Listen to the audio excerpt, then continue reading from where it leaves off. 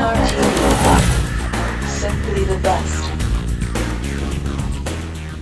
Well, hi everybody, welcome to The Firewall. I'm Bill Whittle.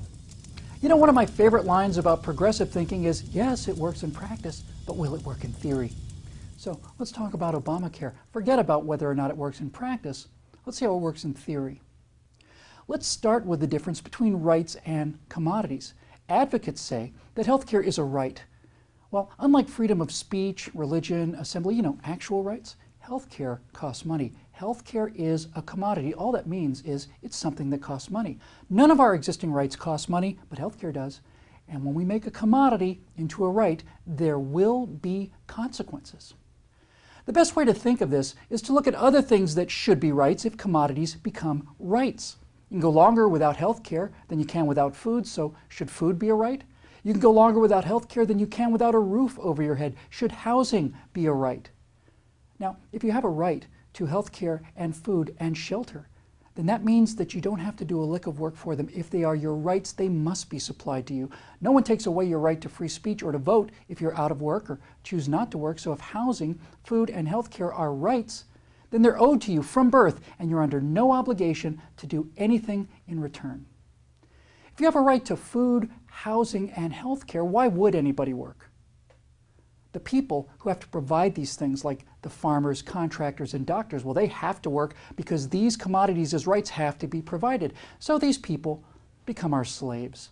And if you have a right to housing, let's say, what kind of house do you have a right to?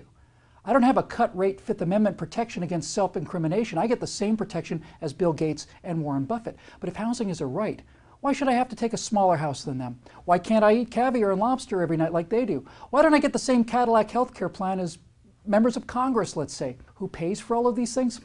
That's not my problem. I know my rights. And finally, if I have a right to commodities like health care or food or housing, what about transportation? Do I have a right to that? What kind of car do I have a right to? Why a Honda and not a Mercedes? And do I have a right to entertainment? Do I have a right to a 60-inch LED widescreen TV? And if not, why not? Why do I have a right to some commodities and not others? And who decides?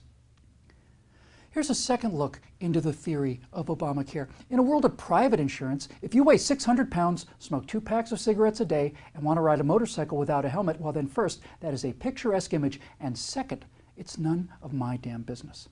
I'm not paying for your health care. You are. You do whatever the hell you want. We used to call this particular theory of doing things a free country.